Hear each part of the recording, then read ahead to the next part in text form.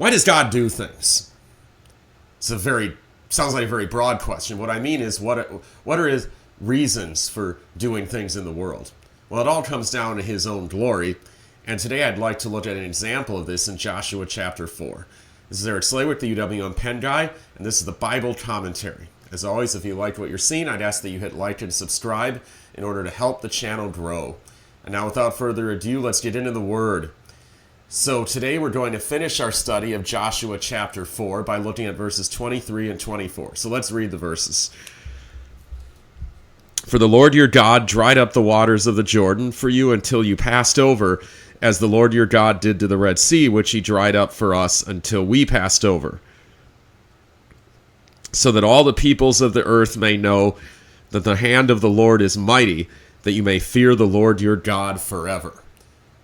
So this brings out a principle which is common in the scriptures, although it's probably, of all the scriptural principles, the one that is the least palatable by the standards of normal human ways of thinking. God does things first and foremost for his own glory.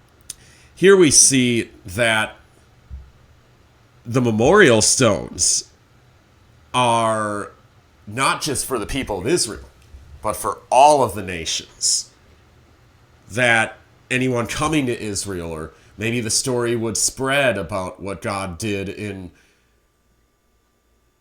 separating the waters of the Jordan so that Israel could pass through as on dry ground.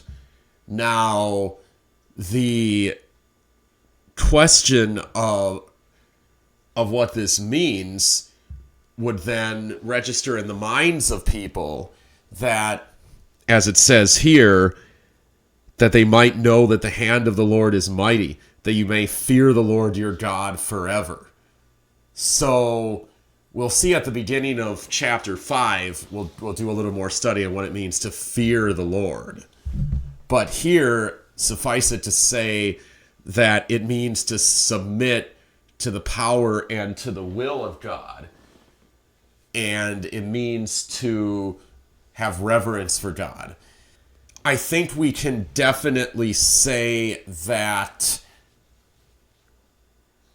there is a sense in which communion and baptism are to be for all nations too, in concluding this parallel that we're drawing here.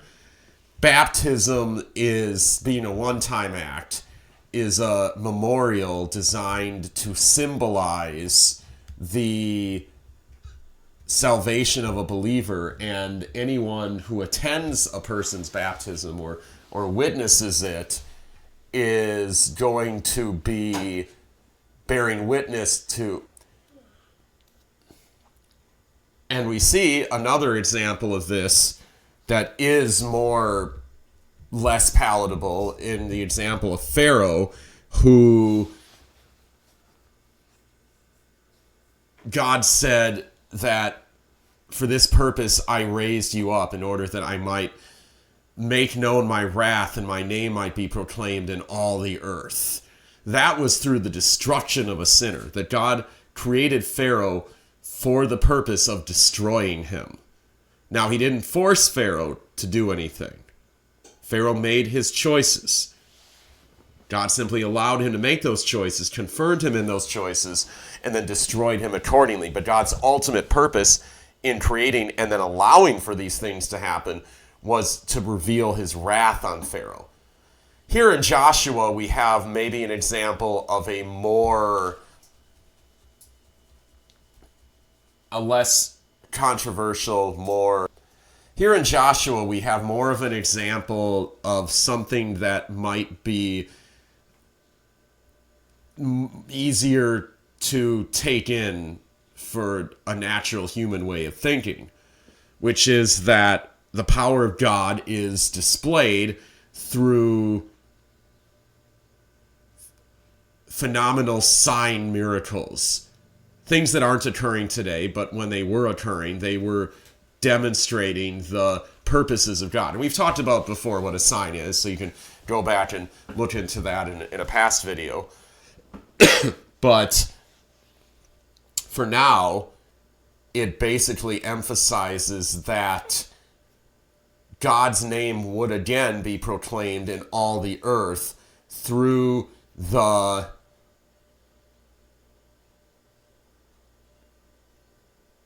thing that he had done here in overcoming nature. With Pharaoh, he overcame human evil. Here he overcame the power of nature. And in both cases, he has recorded this in the scriptures also, so that that can be the ultimate memorial stone of the power of God for all generations. How many people, millions, maybe hundreds of millions of people, have read the book of Joshua and have known that the power of the Lord is great because of this record of what Israel did. Now, to close this up, there was a point from the last video that, and kind of tying into this too, because it is all one thought in the text, that I wanted to cover in closing. It's not in line with the main theme, but it's the fact that Joshua in verse 23, or verses 21 and 22, when he says that when your children ask their fathers in time to come, that's important, because what it shows is that Joshua believes there will be a time to come for the nation. He believes Israel has a future. He believes the promises of God. He's about to be commanded to do something that's seemingly impossible. But he doesn't allow that to weigh him down and make him hopeless for the future. He has the word of God that Israel will conquer the land. that power is available to them. And that through Israel, all the nations of the earth will be blessed. So he's acting accordingly to such a degree that it's just implied in his everyday speech that he believes in the promises of God. This is a level of faith a person can arrive at where believing God is so natural to them, at least in certain areas of their lives, that it just comes out without even thinking about it. It's just, Jesus says, out of the overflow of the heart, the mouth speaks. And the overflow of Joshua's heart, at least in this instance, was faith.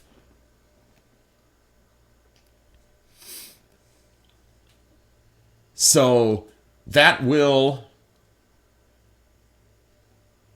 wrap up our study of Joshua chapter 4. And in 3 and 4, we've seen indeed the reality of a second sign miracle, like the Red Sea miracle that God performed, where we've seen how God was able to deliver his, or to bring his people again through and to a thing that seemed impossible by his power. And the result of that was that their faith was bolstered, the power of God was displayed, and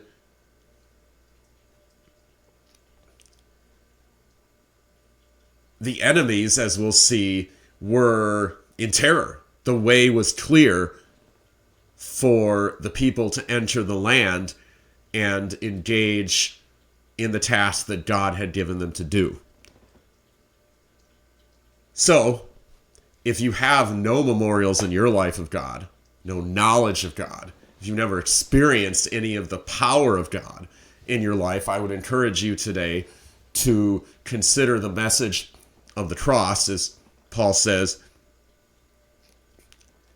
Christ died, Christ buried, Christ raised from the dead according to the scriptures, by grace through faith alone, in that finished work upon the cross alone. The gospel. And so this is Eric Slawick, the DWM Penn guy, and this has been the Bible Commentary.